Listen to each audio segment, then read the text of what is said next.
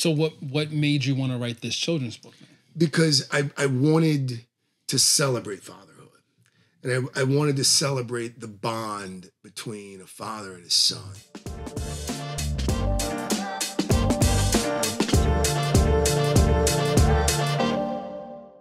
Hey friends, welcome back to a new episode of Inside Hilton's Head, where today I have the honor of being with Craig Melvin.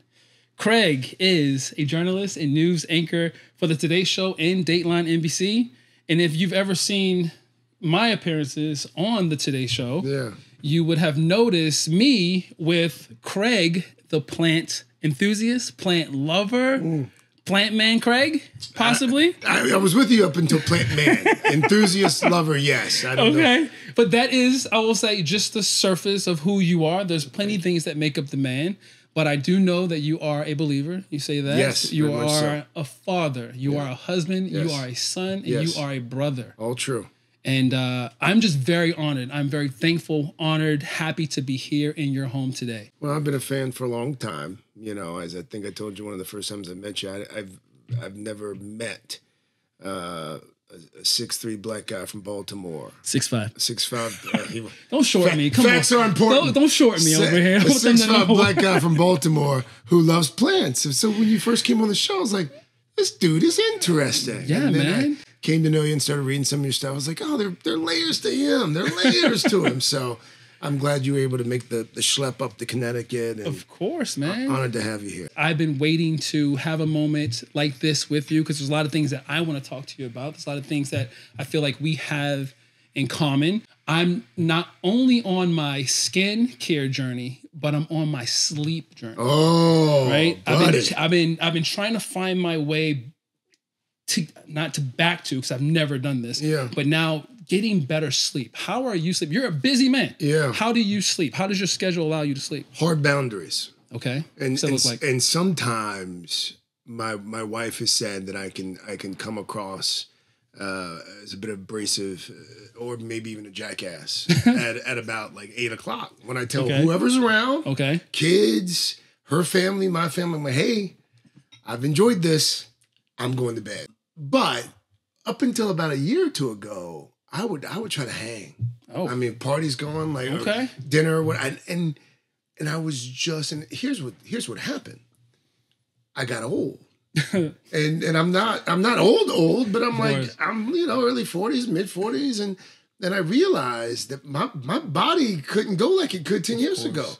So I was having a conversation with my doctor, and he was like asking me to walk him through my day. And I was walking, he's like, you're getting like 6 hours of sleep. And is that a bad thing? 6 hours is bad. When you lead the kind of life that you lead or I lead, you can't go for 18 hours on 16 hours or 6 hours. Are you on 18 hours? Yeah, when you factor in the amount of time being a father, my son's 10, my daughter's 7, being a decent husband and being a journalist that sometimes will have to travel after a 3-hour show, hop on a plane, come back. It takes a toll on your body. And you don't realize the kind of toll that it's taking until like you wake up on a random Wednesday. You're like, oh my God, why? Yeah. Why do I feel like I haven't slept in 3 weeks? Of course. The body knows. It tells you, hey, you need to relax a little bit. I have a sauna that I use on a regular. I'm big into infrared light therapy. That helps.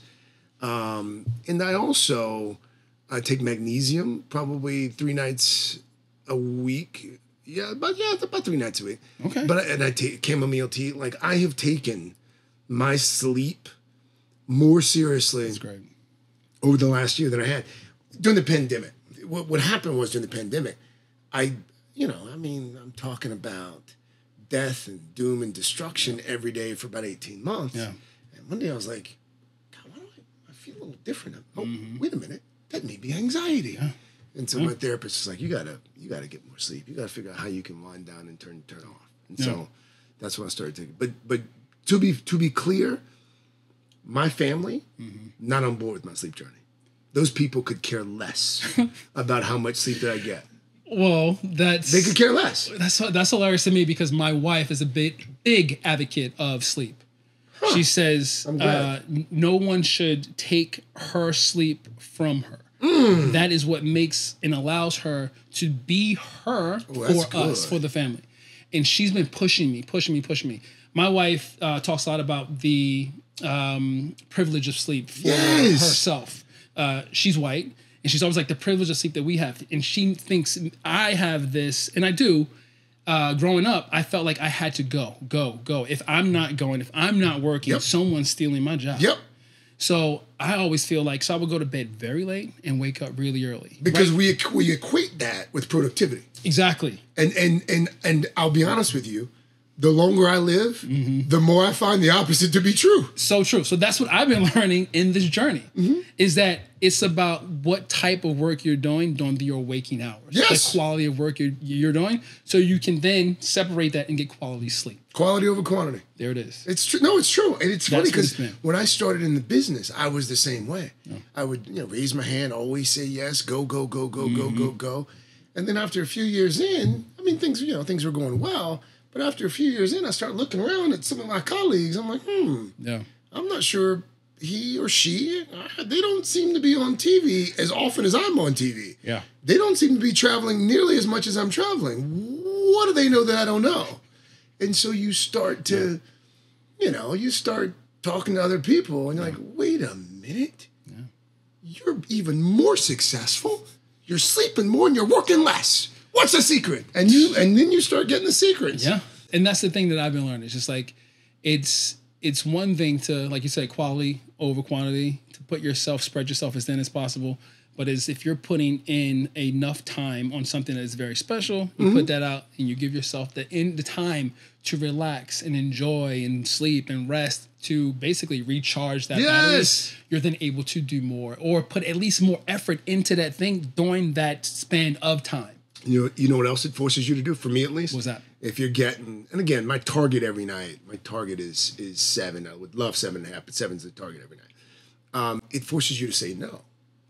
It forces me at least, because there are times where I'm like, I could do that. Yeah. Oh, but if I do that, I'm not getting home until 9. I won't see the kids, blah, blah, blah. Oprah says, start with yes. She used to say, start with yes. You know what Al Roker says? Start with maybe? Start with no. Ooh.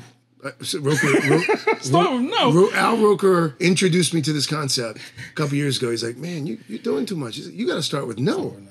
And then he gave me a little book.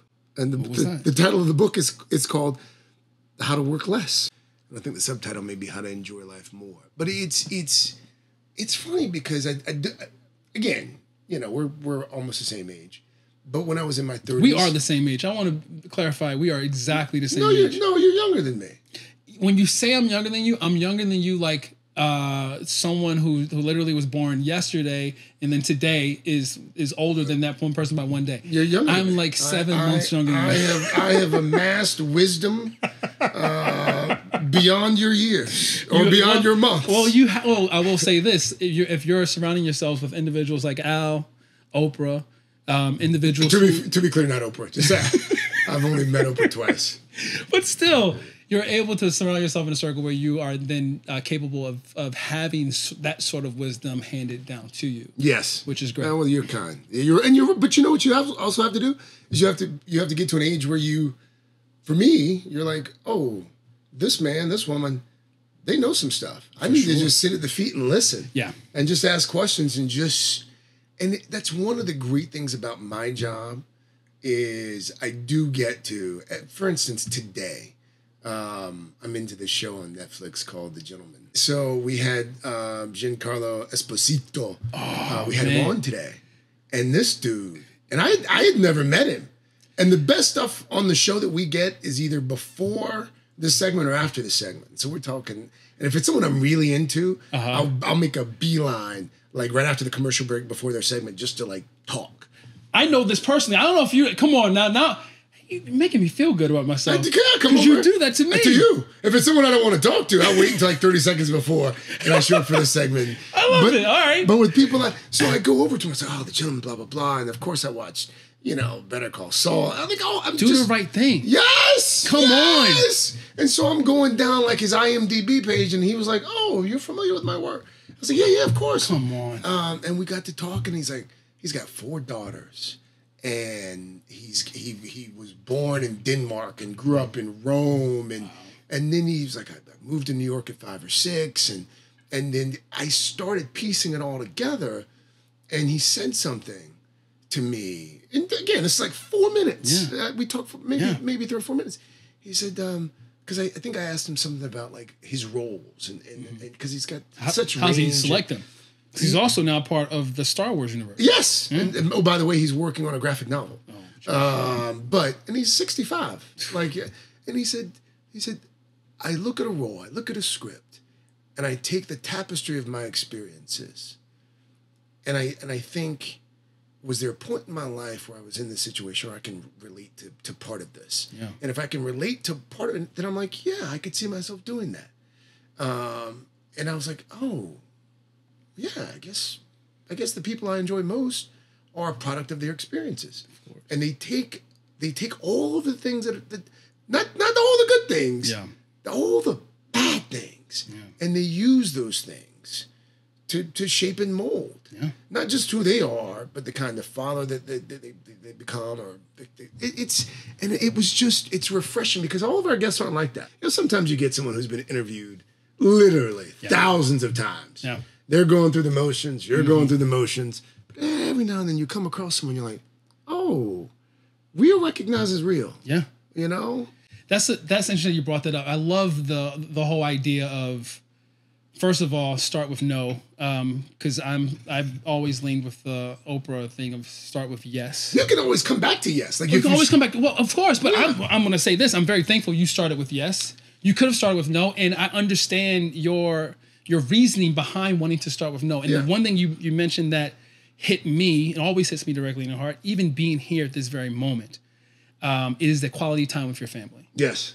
And the fact that you said that all this quality time, even this podcast right now can be pulling you away from the time that you could be either napping so that you are more energized to spend quality time with your son, your daughter, your wife. Sure, I do like a nap.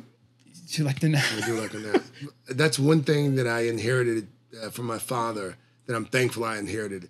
My dad can fall asleep at the dinner table, like at the end of the meal. Yeah, for sure. And he'll finish the meal, he's sitting there, Pops. Yeah.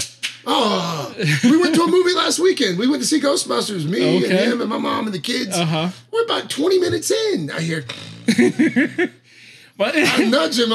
There's nothing like a paid nap. Oh, you know what I mean? You pay for a nap. Yes. Sometimes when I go to movies and I fall asleep, I get upset when someone wakes me up because I'm like, I paid for this. That's right. Let me enjoy it. But you have, for me at least. Again, this could be a function of me getting old, and not every day. I do it maybe 2 or 3 times a week, but I squeeze in some shut eye, and I find that 90% of the time when I wake up from a nap, I'm a better person. I'm a better dad. I'm not cranky. I'm more present. Like I have to. I don't know. Like the rest and recharge thing is real. And for years, to be clear, for years I thought all that that self-care talk was a bunch of crap. I was like, self-care, this lazy generation. Speaking my language. Work-life balance. Speaking my language. And then all of a sudden, a couple of years ago, I was like, these people are on to something.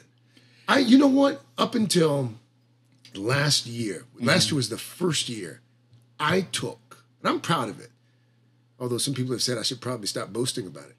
I took every single one of my vacation days at work. That's awesome. You should be proud of that.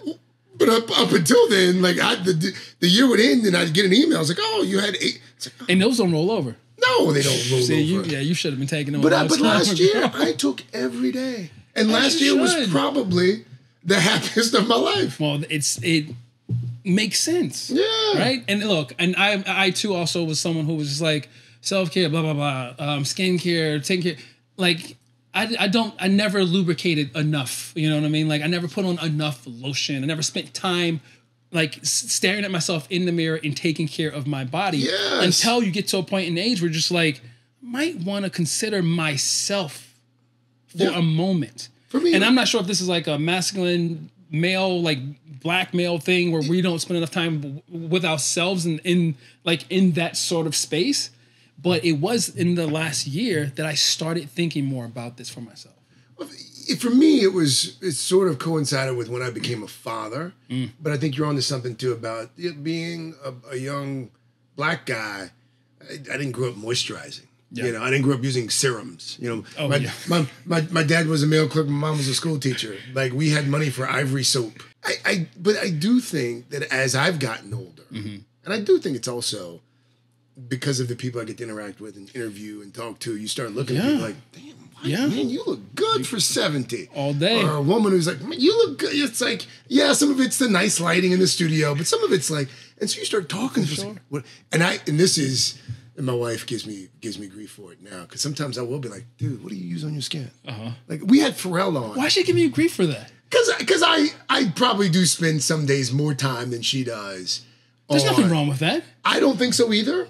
Because I find myself now, and it comes to the same sense of when I was first, I would say, completely switched on to the idea of what was special about nurturing. Yeah. Nurturing plants. Yes. And what that gave back to me. Yes. Just like when I was telling someone, when you're caring for a plant, maybe you're struggling with it, but when you start to really zone in and you're caring for it and you see that new leaf unfurl, you're just as worked out. You feel like when I start to see feel my skin feeling a bit much better, looking a bit better, I was like, man, that's, again, we talk about the details off camera, like being focused on the details. Going back to that, like before Holland, that's my first daughter. Before we had Holland, any moment that was like a scary moment, or if I was like getting on a plane where I could perish, I always thought, if I die today, man, I lived a great life. I'm comfortable with where I like how much I've given so far in my life. And when I first held her at the hospital, I'm like, I cannot leave this place. And I would take it a step further in terms of just, yes, the physical health is important, mental health. Yeah. But often, before I leave the house every morning, I go in my daughter's room and I kiss her on her forehead. She's asleep. What time is this? If it's a normal morning, 4 a.m. Okay. If it's a normal morning. And then I do the same with my son. Sometimes between 4 and 4:30, depending on it. Got it. And because it reminds me as I'm leaving the house that I love my work. I love my job. I'm blessed to do what I get to do for a living. But I'm also reminded that that's kind of the motivation. Like I'm doing, but it's not just for, you know, the inheritance. You know, being able to leave them a few dollars or a house or something like that. And this is especially real now because of the internet and social media. It's important that my children, I want to make sure I choose my words carefully here. I want them to be able, when I've left this place, to be able to look at my body of work and be proud of what I've done. Not just on television. For sure. But be proud of the way that I've carried myself in life. Proud of the relationships that I've established and maintained and cultivated. Proud of the work that I do with my church. Proud of the charitable. I want my kids to be able to look at me and say, that's my dad. Yeah. I like at my funeral, I don't want anyone to be crying harder than my children. Okay. I want them to be so distraught that dad has left this place. Like, how are we gonna go on? Some people are like, I don't want any crying at my funeral. No, screw that. Cry for me. I want people like throwing themselves on the casket. How are we gonna go on? Dad's gone. I get it. We all have things that motivate us. For sure. And I like to be able to know what motivates people. Because when I know what motivates you, it helps me understand who you are. Yeah. You, based on just our limited interactions over the last few years, you're motivated by beauty. You're motivated by you're motivated by the kinds of things that we should celebrate in our society. I'm motivated by some of those same things. But what motivates me the most is like the way my kids view me. And I know it sounds vain. I don't know. I understand it. I don't think it sounds vain. I feel like when Holland came into this world, that's my, like you said, my biggest motivator. Everything is not like how she sees me or how she'll perceive me or when I'm gone, like what she'll take away from how I operated in this world, but me providing her or being the father that she deserves, what she requires. And I think about that constantly, like every single day. That means you're doing it right. I hope so. But I think it's, it seems as if that may also be motivated by the relationship that you had with your dad or lack thereof. I don't know. For sure. Oh, well, you know what? This is turning into Insight Craig said. So let's move this back where I'm not the one. See, your journalist side is coming out. You're asking me questions. I can't help myself. I'm sorry. Well, I'll toss that question at you. What was your relationship like with your parents as a child? Listen, when St. Peter sees Betty Jo Melvin on Judgment Day, she won't even have to stop. He will wave her through with like both arms, like, oh, Betty Jo, we've been waiting on you. Yeah. She's the oldest of four. She had me very young. She wasn't married at the time. They ended up getting married a few years later. She went from taking care of her two younger siblings, primarily, to taking care of a newborn. And then... where was this taking place? Columbia, South Carolina. Okay. Grew up in Columbia, South Carolina, or as it's affectionately known, God's country. Ooh. Typically referred to as God's country by folks from South Carolina. Okay. But Mom was...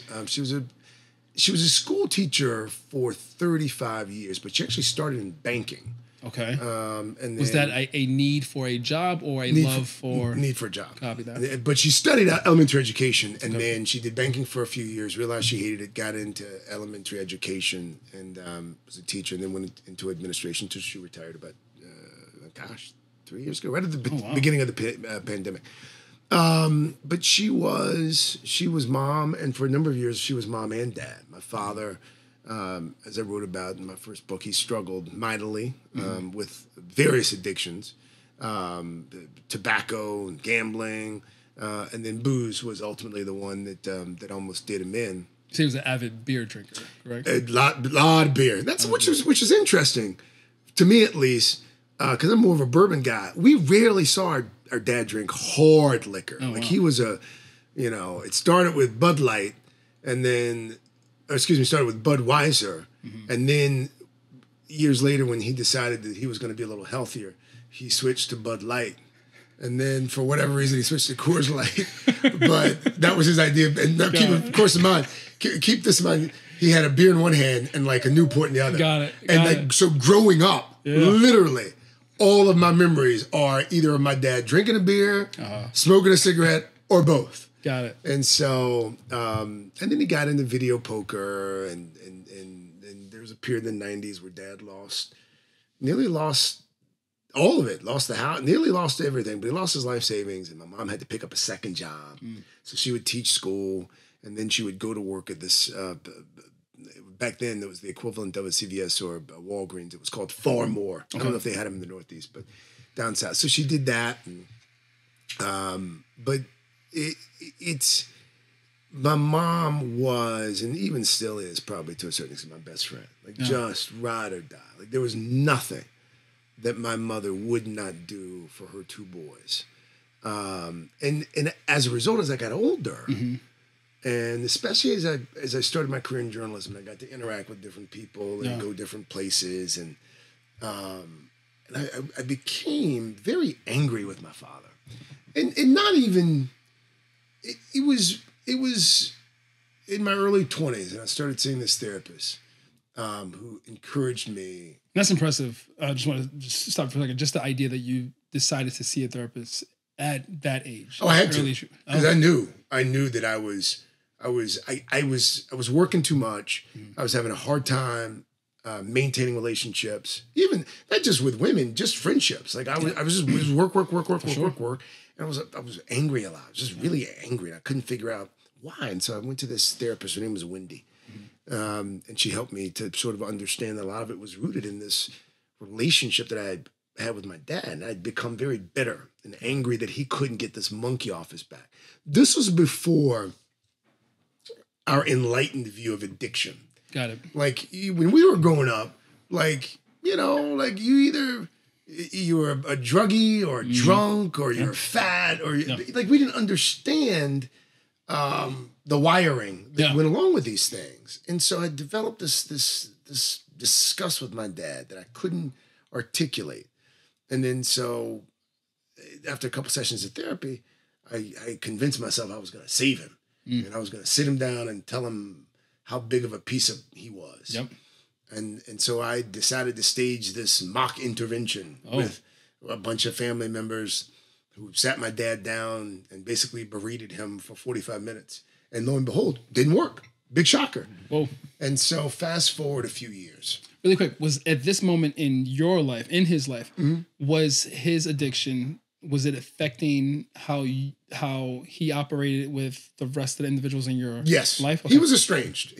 For all practical intents and purposes, he was estranged from most of the family. The people, everyone had some story about how he had gotten too drunk and done something stupid or said something stupid and they didn't want anything to do with him.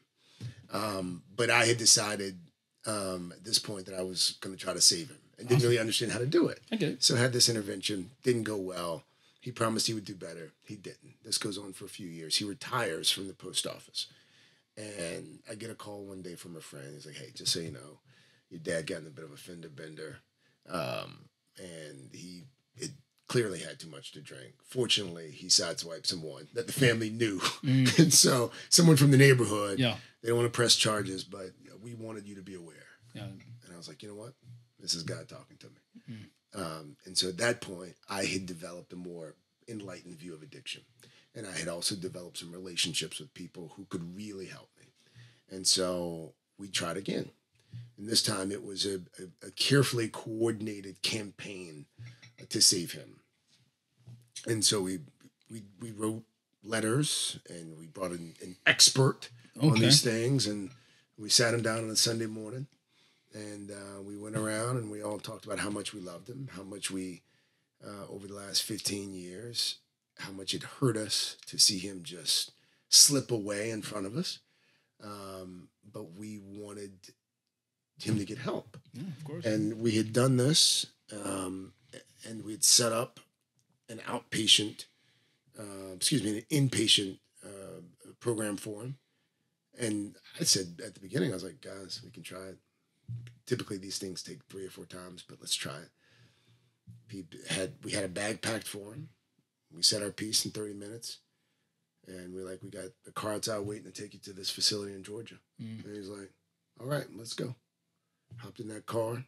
That was 4 years ago, 5 years ago now. Hadn't had a sip of booze since. He's a different human being. He is the grandfather that we wanted him to be. And the only reason I wrote the book, and I'm not big on, I think in our society, typically people overshare. And I was motivated to write the book because I came to understand that the addiction community feels unseen. And people don't talk about their struggles with addiction. And people who love those who are struggling with addiction, they don't share their story. So I wrote that first book in an attempt to help that community. That first book, Pops Learning to Be a Son and a Father. Yeah. And you wrote that because you wanted to not only talk about that side of it, but also being a father. I had to heal. Yeah. I had to, and it was the most cathartic thing I have ever done. I interviewed my father for 6-7 hours in chunks, asking him anything I wanted to ask. And the first line in the book, my father talks about being born in a prison in West Virginia. And I had known that from the time I was probably maybe 17 or 18, but we had never talked about it. Why was that? Why do you think when at that age, you're old enough to have these types of conversations? Why hadn't I brought it up with him? Because I knew that he was embarrassed by it. And I think that even with family sometimes, you just don't want to, I don't know. I didn't want to put him in a situation. I didn't want to put him in a position where he felt embarrassed. And then all of a sudden we start talking about it, and then I realized he wanted to talk about it 20 years ago. For sure. This was a burden that he'd been carrying. And it was just, and so it's now this thing, you know, now I have to get him off the phone. You know, I mean, there was a time where I'd go a month without talking to him. You're live, and now he calls me up, and but I just, you can't give up on people. For sure. Well, let me ask this question then, because that was a question I did want to ask when it comes to what your relationship with your father meant to you. Mm-hmm. I know my relationship with my dad.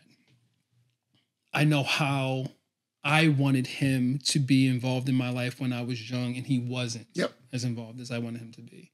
I know what it felt like to look out into the stands and hope to see my dad next to my friend's dad, who's always there, and not get that. And no teen, when I get older, I will not do this to my child. Mm-hmm. Do you think your relationship with your father has changed your way of being, I guess, the father that you envision yourself being? Or has it been more so, because I'm learning a little bit about this myself, is I didn't know what being a father was like until I was actually then a father. Correct. And then going, oh, I kind of understand a little bit about why maybe my dad made mistakes here and there. Yep. I think that we are shaped more by bad examples than good examples. And I knew, or from a fairly early age, you know, I knew I wanted to be a dad one day, but I was like, I just know I don't want to be anything like this guy. Yeah. But that also led to some of the bitterness and some of the anger in my 20s and 30s. Mm-hmm. I grew up with a very romantic view of fatherhood. You grew up seeing Cliff Huxtable and, you know, before that, I guess Ward Cleaver to a lesser extent. And you're like, oh, that's what family is like. That's what fatherhood is like. And then all of a sudden you have your own kids. You're like, that is nothing. Like, I'm like, how did Dr. Huxtable afford that house and all those kids? And he never went to work. Like, sometimes he'd go to his basement. But so you quickly develop a keen understanding of what it takes to. But what it also, and I tell my dad this all the time. My dad worked a third shift at the post office for 30 years. Yeah. He did not enjoy working the third shift at the post office for 28 years. Mm-hmm. But he did it for us. Yeah. Like, he did it because he knew that he had food on the table, clothes on the back, roof over the head. We get all of that. Yeah. What I was doing for years, I was comparing him to this idea of a father, first of all, that didn't exist. And oh, by the way, my grandfather, my father's father, he didn't even know who he was until he was 13. My expectations were totally unrealistic.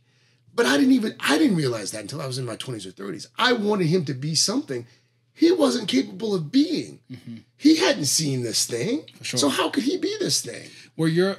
Was your mom able to give you that understanding, just a bit of it, and say, look, this picture that you have for your dad, he can't fit that particular mold. Like, he's not that, but he is this. No, my mom did a great job of shielding us from, for a long time, from my dad's addiction until it just became too much.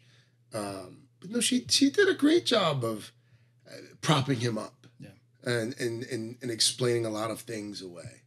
But it's funny because now, and we tend to do this as dads, as parents, as a society, I would maintain, we overcorrect. Wow. And so now, yesterday at 2:30, I'm at my kid's school. I'm sitting there. I'm like, oh my God, this is terrible. And it's like music in our schools month, and my daughter singing a Taylor Swift song with one of her friends, like wearing sunglasses, and it's like they didn't even practice. And I'm just like, oh, so sweet, oh my God, it's so great. Oh my God, Taylor's so proud. And like, so I show up for all the small stuff. Yeah. And so what we've done now is we've created this expectation, that we're going to be at everything, big and small. And so now, like if I have to travel for work or, you know, whatever, I'm like, oh, no, son, I'm sorry. I can't be at your robotics practice. I apologize. Please don't cry. What I haven't said to him yet is my father was at my graduation and he helped me move in for college. And there were 3 other times my kids have such a warped understanding of what parenting. But isn't that what you work so hard for? Is it? Because for a while I thought it was, and now I'm like, oh my God, they're complaining about the kind of yogurt. Oh man, my kids. And then sometimes my wife reminds me, she's like, can't be mad at them. You created these monsters. Facts. Like we had 2 weeks ago in this house. I don't know if it was a storm. The Wi-Fi went down. Oof. You would have thought that the children had been asked to like walk to school like with just like underwear on. They were just like, well, Dad, like, can't you call somebody? And they're giving me names of people to call. Like, call Jerry. Like, no. But it's mind-boggling. And like growing up, like I just like when you sat down for dinner. Mm-hmm. You had whatever was in front of you. You like it was like, oh, I guess we're having liver tonight. I don't like liver. No one else does, but I'm eating this liver. Yeah. My kids, they sit down for dinner, man, and they turn us into short order cooks. Like we have prepared a nice meal. We're like, you know, like it's good food. Food's been prepared. I don't want that tonight. Nope. And my wife will get up. She's like, well, I'll put some chicken tenders in. Or I'll put some tater tots in the oven. They're like, let me look at the menu, Mom. Right. Where's the menu? And we're getting the menu. Well, here are other options. So I was like, my wife was like, before we had kids, she was like, what? Because we would see it in other friends and their kids. We're like, we will never be short order cooks. Mm-hmm. And now we're just like, all right, you don't want to eat that? Okay, what do you want to eat this instead? Or it's just like we ask and we're like, we told ourselves we would never do this. Do you want this or this for dinner? And then once you have the 2 options, they're like, ooh, I got options. I don't want any of those 2. Oh, because clearly you guys are going to work for us. Yeah, there's more that I can have then. I want candy. No, you're not having. And the next thing you know, it's like, all right, here's it. You can have this candy if you eat. Okay, fine. But it's what gets me sometimes is my daughter. I'll say to her like Saturday morning because she does this weird thing like at breakfast. She'll be like, "What are we having for dinner?" I'm like, you're eating breakfast. What are we having for dinner? I'm like, you like Dad's lasagna? Oh yeah, I love your lasagna. All right. I love that. 12 hours later, lasagna. I don't want lasagna. Oh, they're the worst. You asked for lasagna. You've eaten this 18 times. I don't want lasagna. I don't like it. And then it's like tears, and it's just like, and there have been times why I have actually called my mom and I said, you know what? I owe you an apology. There it is. It's 25 years late, but I was a wretched child. Yeah. Because these kids, and my parents will come sometimes. They were here this past weekend for 4 days, and they laugh at us. You spoiled these kids. Yeah, they laugh to our faces. You spoiled these kids. Because it's the path of least resistance. For sure. And you know what we're doing? We're creating children that are not going to be resilient. All right, if you want to be on this topic, then you're going to have to help me. Then your son is 10, your daughter's 7. Mm-hmm. My daughter's 2.5, and I have a newborn on the way. And I've talked on this podcast a lot about how I grew up. I grew up in the 80s in Baltimore. Yeah, drugs. That was before gentrification. There it is. We were hit tough. So I didn't grow up with like what you're talking about is. As far as like what you ate, what was there, like yes. you ate what was there. Yes. And I'm like, I want to give my children a better life than I had. And I think about like basically what I was talking about is this idea of the things that I was so like, I have a fear. And now you brought up that you were in your 20s when you first went to therapy. I just started therapy. Why? You have money. But I mean, that's... All right. I mean, you've got a show Magnolia, you got a podcast, you wrote 6 books. Don't tell Baltimore I have money. Then I mean, you're a 6'5" black dude who hangs out with plants. I think people know you've got a line at Target. They know you're not poor. You should know all people with money go to therapists. Well, that because it makes them feel less guilty about having money. But go ahead, I'll play along. Well, that's okay. Play Hilton's along. struggling. It wasn't. It's the whole idea of therapy. It's just like, you know, like there's a stigma about therapy. I would say in our community when it comes to talking about your struggles. You know what I mean? Like that stays in the house. You don't talk. And I had to break out of that. And now, because I was like, I need to talk about these things. Yes. Because they have affected who I am as an adult. And I'm trying to remove that to then hopefully give my children a better life than I had, but have a understanding of, is it the things that I went through that made me who I am? That's a good thing. Like my work ethic is based off the fact that I saw my mother struggle. Yep. I came home some days and there was no Wi-Fi because there just wasn't no Wi-Fi. Sometimes there was no electricity. I remember those days too. Yes. So it's like I work hard because I know what it's like to not have anything. Yep. Then I have these children, and then I'm like, do you let them struggle? No. It's funny. So what is the answer? I'll tell you, there is no answer. There's no good answer. My wife and I have talked about this ad nauseum. Our kids will have different struggles. They'll still struggle. They'll just have different struggles. They won't have the kinds of struggles that we had. But I do think that we are obligated to make the path smoother for our children. Of course. Now, what we've done is we've made it probably more smooth than maybe we should have. But once that toothpaste is out, there's no putting it back in the tube. Yeah. I have taken solace in knowing that we do our best every day to be good examples. Of course. I mean, our kids they're not brats. They're not spoiled. When we go someplace nice or we take them on a nice trip, we explain to them, when we were growing up, we didn't vacation like this. Yeah. This is not, but we also, when we go back to South Carolina, I make sure they see my childhood home and where my aunts live, my cousins, like they know that they are blessed. Yeah. And that's important. Self-awareness is paramount. And if you can rear a child who's self-aware, I think that's half the battle. For sure. And I just want to step in for a second because this ties back to what you were talking about with that moment when you were 17, 18, you found out your dad was born in prison and you not wanting to bring that up. I think the communication that you have with your children will allow your son, your daughter to, if there was a thing that they were curious about with you or your wife, they would ask that question. But we've overcorrected there too. Because think about the conversations that we would have with our parents. Like it was not, I don't mean this to sound demeaning, but I can't speak for you, but for me, it kind of talked down to me. Of course. It's like, you're going to do it? This is why? Because I said so. It's the same. My mom does the same thing now. That's right. There was you didn't have conversations with your parents. No. Like you took the orders and you executed said orders. But we have gone out of our way to create an environment where our children feel comfortable talking to us about anything. Of course. Which is good and bad. Yeah. Because now, when I'm running the shuttle service that I run on the weekends, my 4th grade son and his 4th grade buddies are in the back, and they're like telling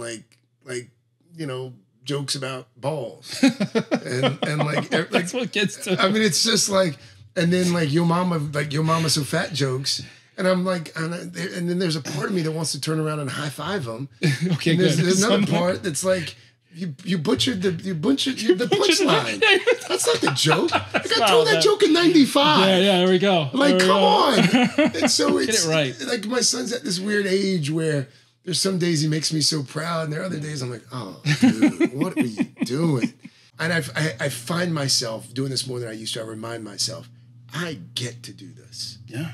I get to be a dad. Yeah. I get to not have to worry about the things that our parents had to worry about. Mm-hmm. And I don't know. I think that's kind of how it's supposed to work, right? Like our parents struggled, but they struggled a little less than their parents. Exactly. That's it. Who struggled a little less than their parents. Yep. And then our kids, by the way, our kids the struggles that they're going to have are these terrible, wretched devices. For sure. Craig's pointing at his phone for the listeners. Or pointing at my phone, mainly. And the internet. Mine's just as wretched, by the way. And the internet and social media and comparing themselves to like things that don't really exist. Yeah. And it's a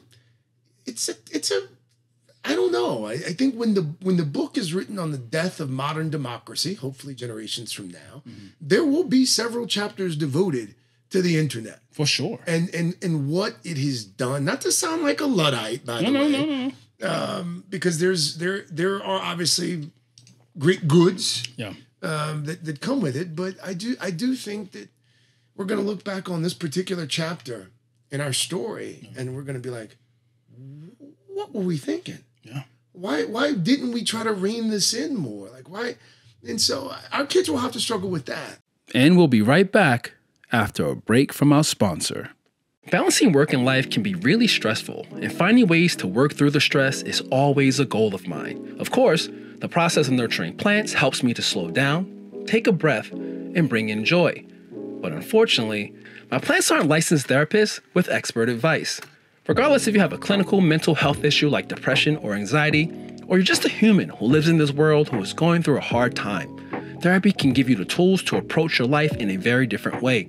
And that's why I'm excited to tell you about today's sponsor, BetterHelp. BetterHelp's mission is to make therapy more affordable and more accessible. And this is an important mission because finding a therapist can be really hard, especially when you're limited to the options in your area. BetterHelp is a platform that makes finding a therapist easier because it's online, it's remote, and by filling out a few questions, BetterHelp can match you to a professional therapist in as little as a few days. It's easy to sign up and get matched with a therapist. There's a link in my description.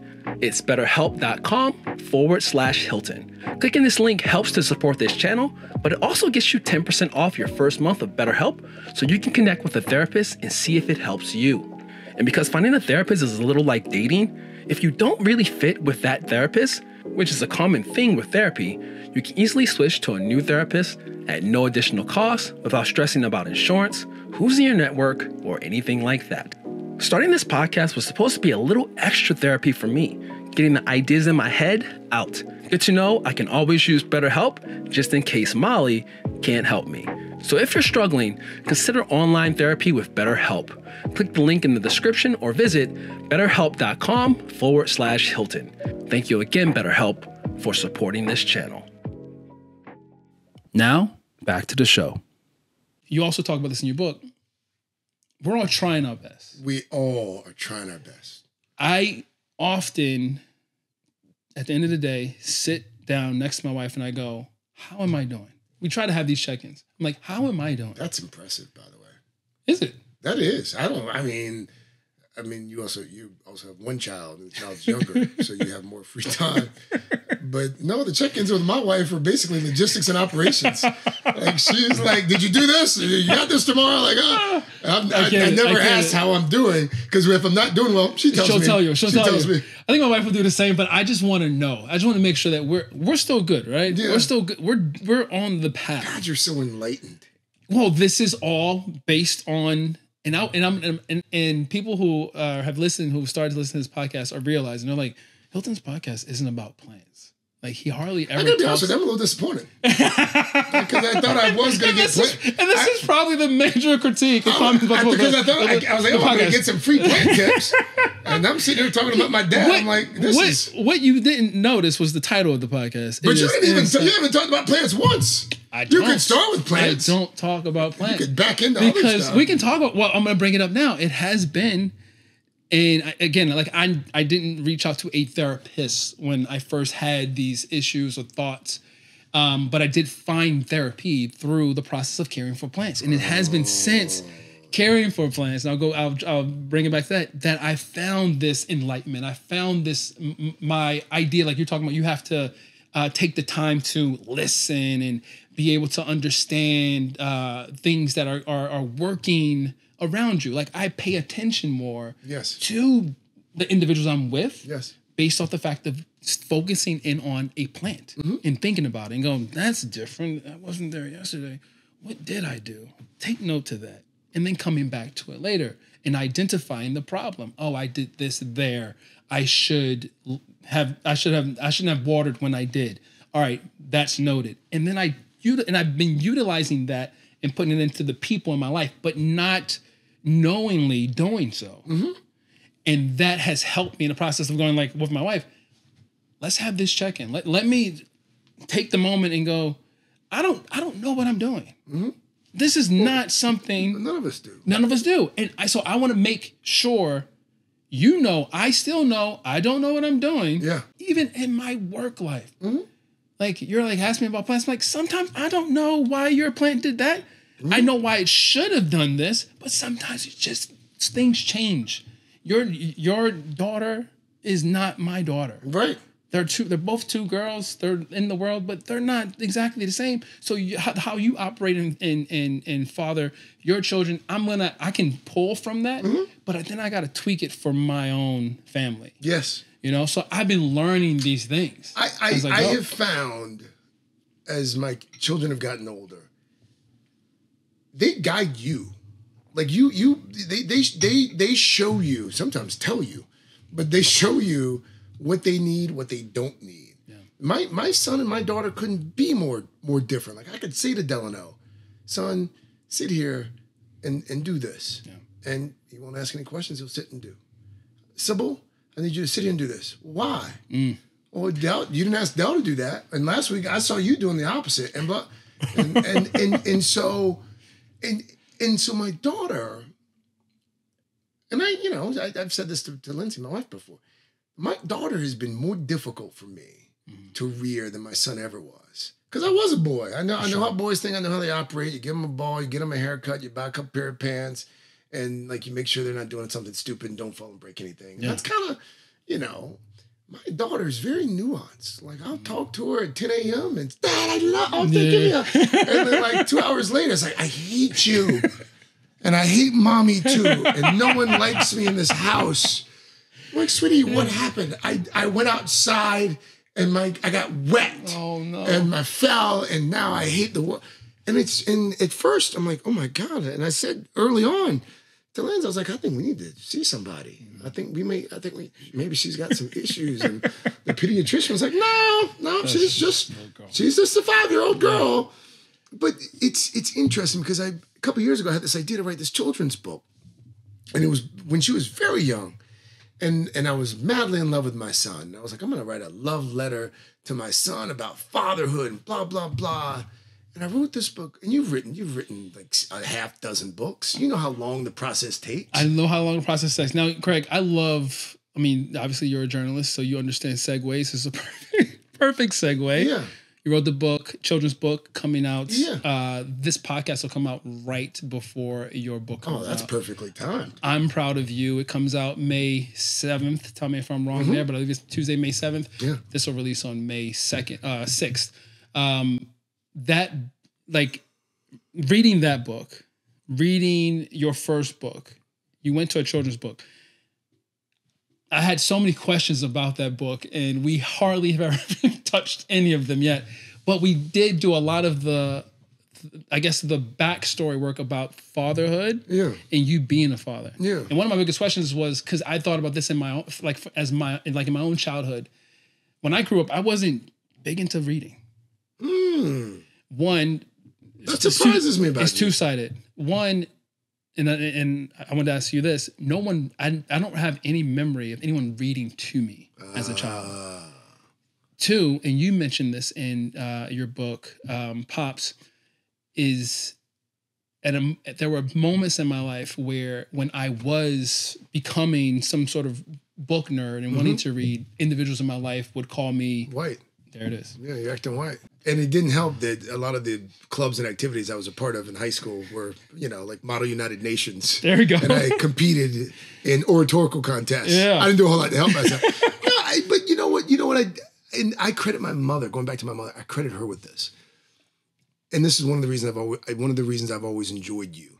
I like weird people. Okay. I'm certified weird. You're a weird dude. Yeah, well, that's that. If you said that to my friends, they would go, "Oh, he knows Hilton." Oh yeah, there it is. But here's the thing: weird knows weird. There it is. I grew up a weird guy, and so I think that my mother, and I don't think, and she and I have talked about it. And she didn't do it like deliberately, which makes it even better.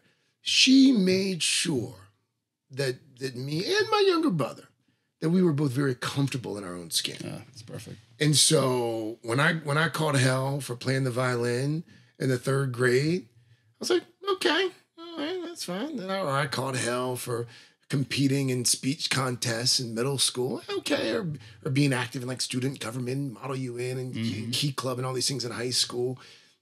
Now granted, I did wear these really thick glasses for the first 12 years of my life, and she dressed me longer than most mothers dress their sons, at least probably through 2nd or 3rd grade. Okay.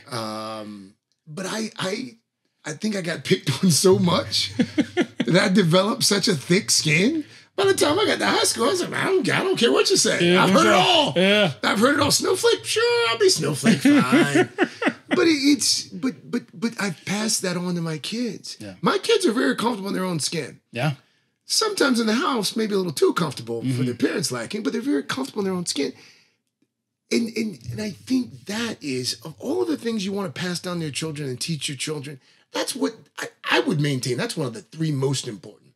Like, you've got to be comfortable with who you are. Yeah. Figure out who you are first, but then become comfortable with that. For sure. Wow, you're in the plants? Okay, be in the plants. I've taken up candle making. Yep. Fine. Yeah, sure, it's weird. Guess what? I really enjoy candle. And so throughout my life, I've always been that way, and I gather you have as well. Sure. And I think, and maybe this is, I don't know if it's true or not, but I think one of the things, people who achieve any reasonable modicum of success professionally, I continue to find that those folks who at an early age become very comfortable with who they are. Yeah. The rest of the world be damned. Yeah. This is who I am. This is what I like. This is what I don't like. Take me if you want. Don't take me if you want. This is me. Yeah. In television, the audience can spot a fake a mile away. Authenticity is rewarded. Yeah. And sometimes people are like, "Are you the same on camera as you are off camera?" I was like, "Well, I've never learned to be a different way. Like I don't know. I didn't learn how to be another way, and neither have you. And it's so far, knock on wood, it served us well. And here we are living the dream. Yeah. I mean, you're doing a damn podcast about plants. It's not about plants. Clearly, it's not. but I've written a few books about plants. Right. I have shows about plants. You've got a show on Magnolia. You invite me on today's show to talk about plants. And we live these remarkable lives, and every now and then, I get so touched and humbled by it, and so going back to this children's book. It's funny because I no offense, because you've written 6. I don't enjoy writing books. and here's the dirty little secret. I can't go out and buy a beach house with book money. Yeah, I don't think that's a dirty little secret. I think we all know that you're not buying a home from books. Unless you're like Michael Crichton or like... Okay, so let me ask the questions then. Your mom's educated. Did she often read to you? Mom did read to me. Was there a particular book that you enjoyed? Oh, gosh. No. Not off the top of my head. I just remember, for whatever reason, I remember a lot of Berenstain. That's across the board. We all got those. Yeah, she read a lot of that. But again, she was an educator, so she saw the value in it. Mm-hmm. She read to me a fair amount. But I developed at an early age an appetite for reading. Mm. And I know it came... My mom used to read, by the way... And she's not going to be happy that I'm sharing this because she's a God-fearing woman and has since moved away from this particular genre. But she would read those seedy romance novels. They were all they were always around. But she was always reading them. I was like, this is, even at an early age, I was like, this is weird. And none of those guys look like that. But anyway, so I saw her reading. So I started reading. Yeah. And I remember. It was 1992. I had come to New York City for the first time. I had a cousin, Anita, who had gone to Yale. She was the first in our family who had gone to like a real Ivy League school. And so she was like, oh my God, cousin Anita. So we'd come to visit cousin Anita. She lived in the big city, first time in New York. There were some street vendors out, and they were like selling books. And my cousin Anita, this was when Malcolm X had come out. Oof. And there was an autobiography. The autobiography of Malcolm X was like one of the books they were selling. And she's like, I'll buy this for you. She bought the book for me. I started reading it that evening. And I probably finished it in like a week or two. But it was the first non-assigned autobiography that I'd read. And Nita and I have become good friends. And in fact, her daughter goes to Connecticut College. And she comes here to stay with us every few months. But so that was when my love of nonfiction started. But reading for me, has always been just such an escape. And I tell people sometimes, like if you were to ever pull up my Spotify list and saw what I listened to, you'd be ashamed of me. Not music. No, just all of it. Like, you'd be like, oh, Craig, I thought I knew you. And if people knew some of the stuff that I was reading or had read, they'd be like, oh, Craig, I thought I knew you, because I'm just drawn. I'm drawn to a great story. I'm drawn to a great character. Well, drop some titles. We want to know so we can know you. Oh, gosh. And right now, I am reading a collection of the best mysteries of 2023. Okay. They're short stories. Before that, I read my good friend and colleague, Savannah Guthrie. I read her book about faith. Okay.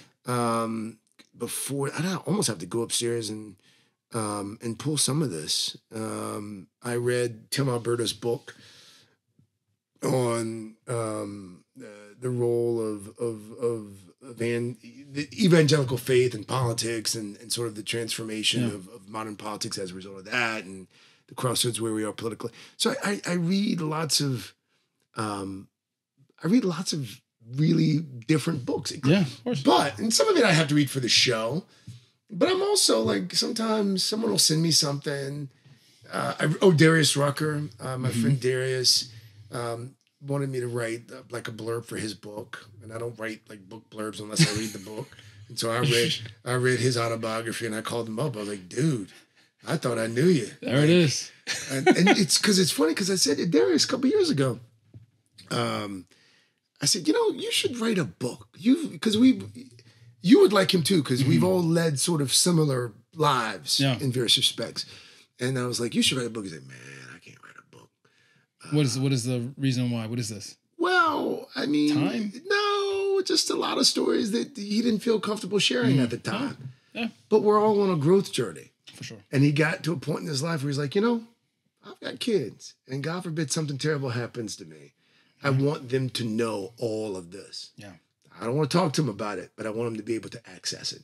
And so he wrote a book, and I read the book, and I called him up, and I congratulated him, because memoirs only work if you're honest. Yeah. Maybe he was pretty honest, warts and all. And so I don't know. The reading I enjoy reading. I enjoy consuming. I don't enjoy sharing. So what made you want to write this children's book, man? Because I wanted to celebrate fatherhood. And I wanted to celebrate the bond between a father and his son in a way that we don't often get to see or read.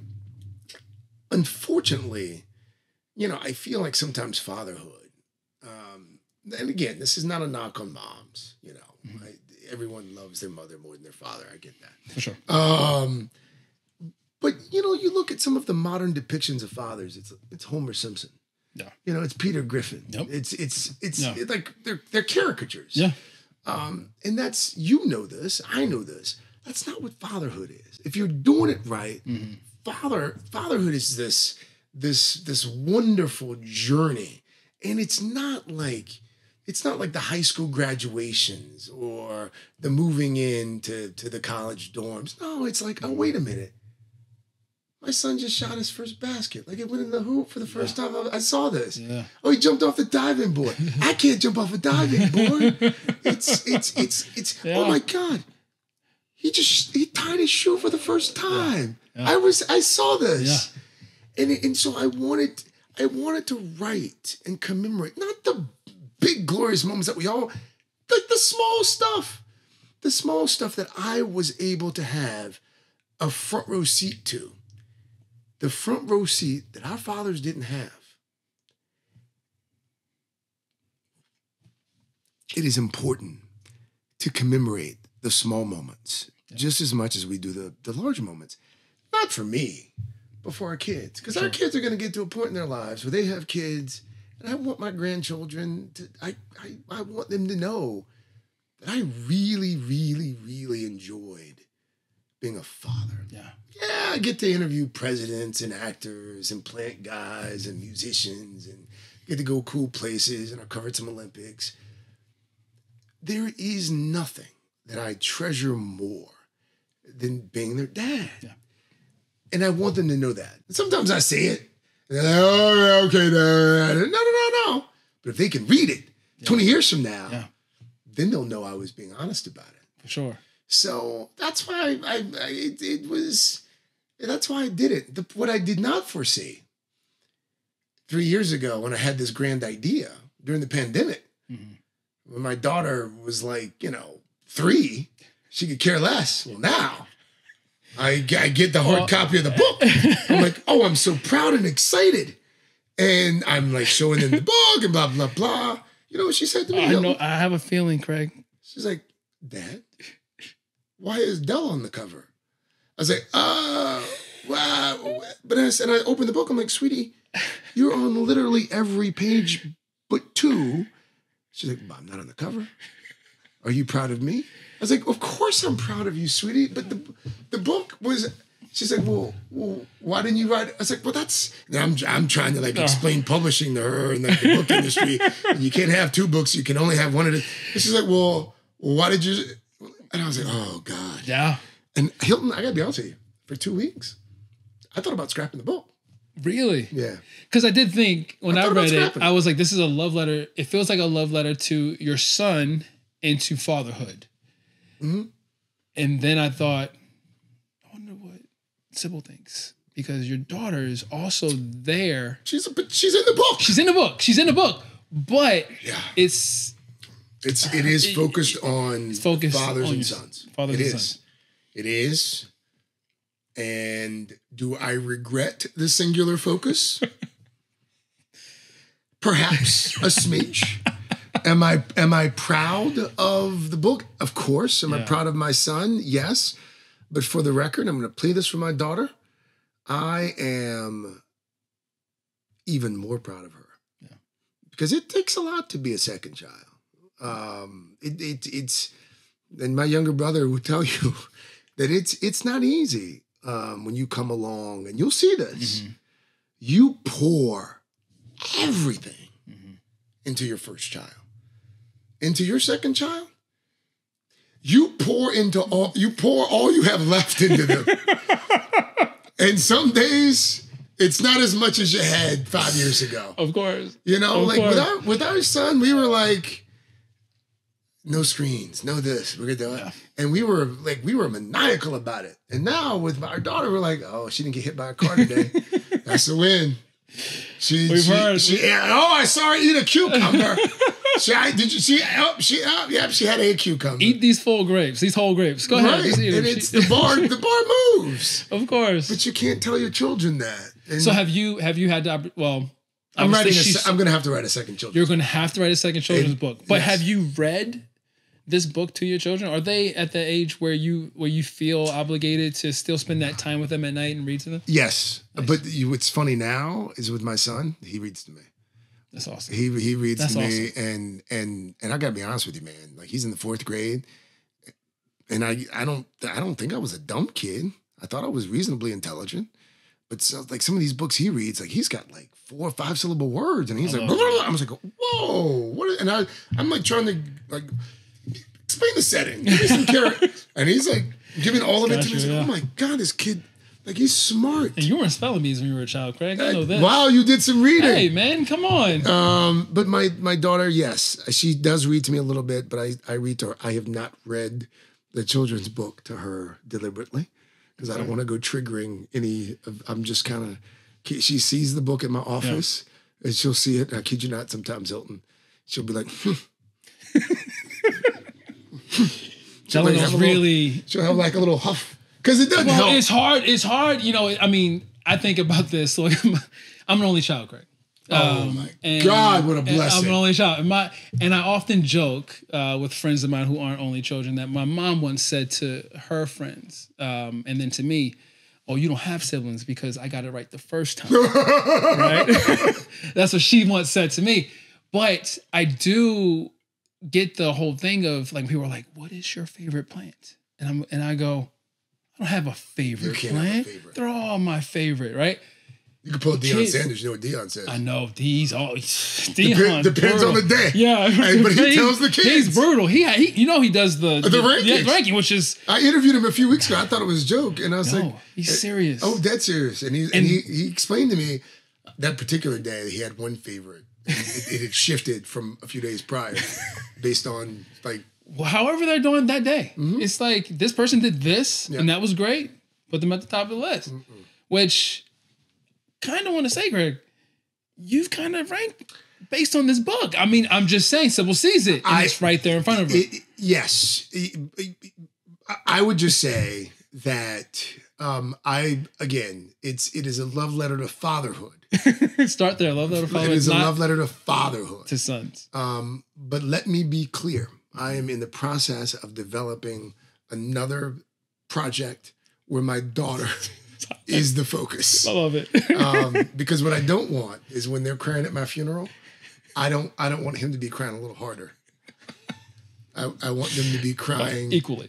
Yeah. Like I want both of them to be like, I want to jump in the hole with Dad. I do a series for the show called Dad's Got This, because I want to celebrate fatherhood more as a society. Yeah. I think that's an area where we can all improve. The bond between mother and child, well established, celebrated. Yeah.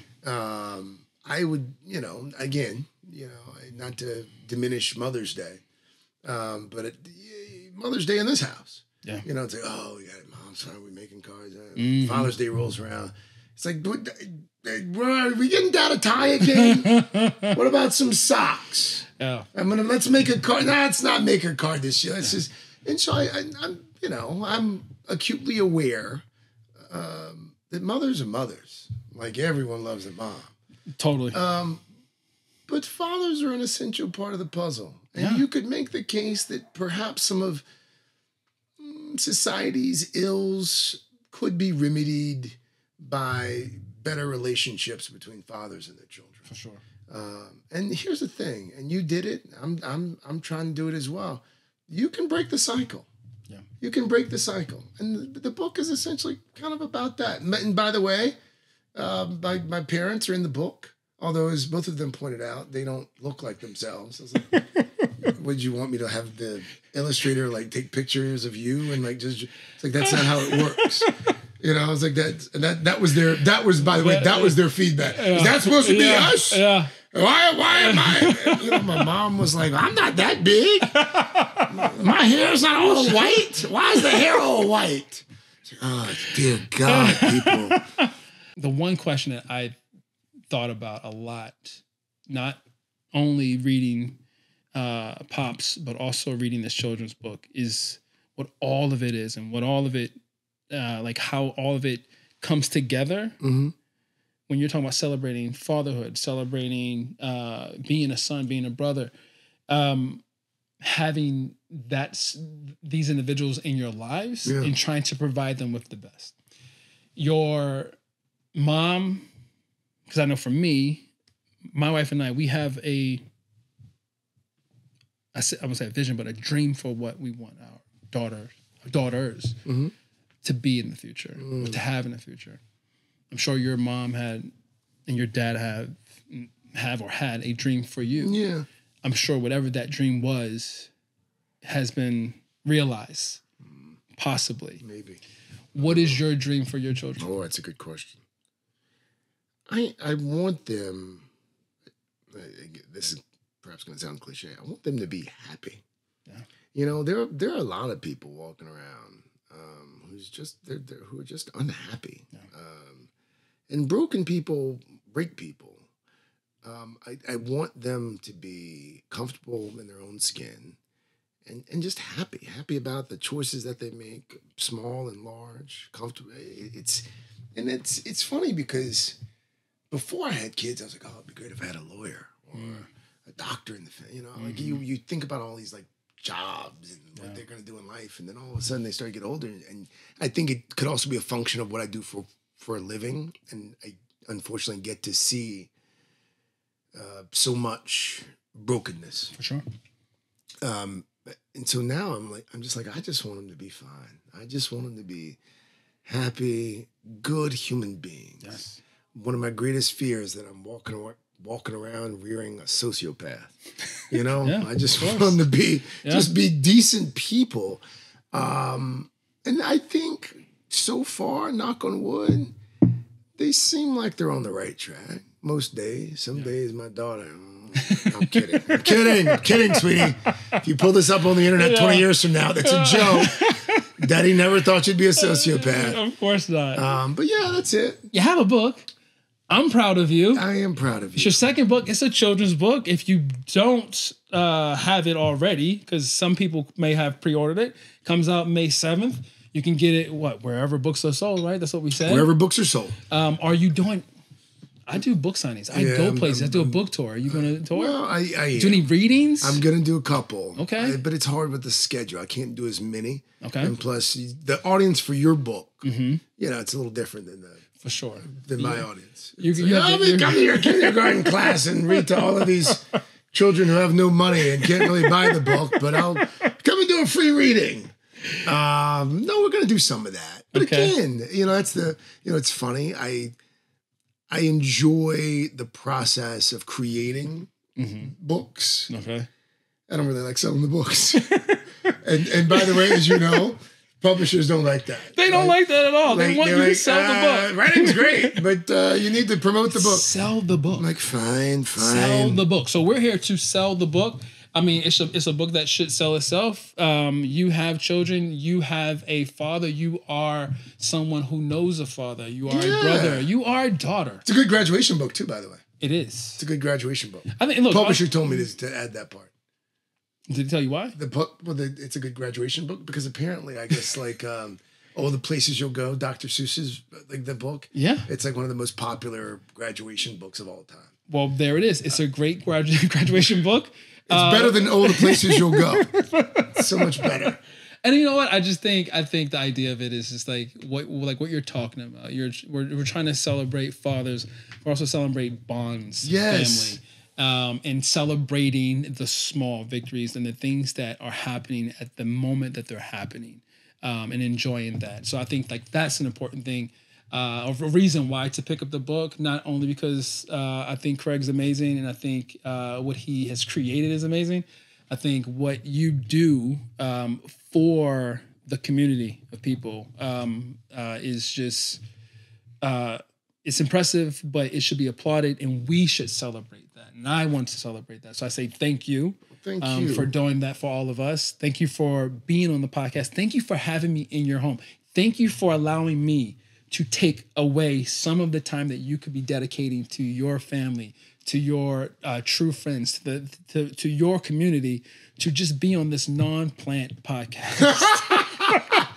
Thank you. I appreciate it. I've enjoyed this. And I hope that I, myself, and my children get to read the next book, Sybil. I'm so proud of you. You know what? You're right. Maybe her name should be the title. That actually would make her. Your name. That's smart. That's actually really smart. Thank you, my friend. This has been great. Thank you so much. I'm so proud of you as well. Everyone find Craig where Craig can be found. Are you Craig Melvin NBC at Craig Melvin NBC on Instagram. Yes. And you can see him on the Today Show, and you can find him on Dateline. Yeah, that's right. Sure. I do a lot of murder. A lot of murder. I shouldn't be laughing about that, guys. I thank you for joining. Do the thing like Molly likes to say, hit the button, follow, subscribe, and enjoy. All right. Who's Molly? Molly's my assistant. She's not my assistant. Molly, you're not my assistant. She's my co-host. Where's Molly? Well, sometimes I can't. I was told that your assistants told me that only 2 people were allowed to be here. Good. It's good. They're doing their job. Yeah. I appreciate you guys. We'll talk soon.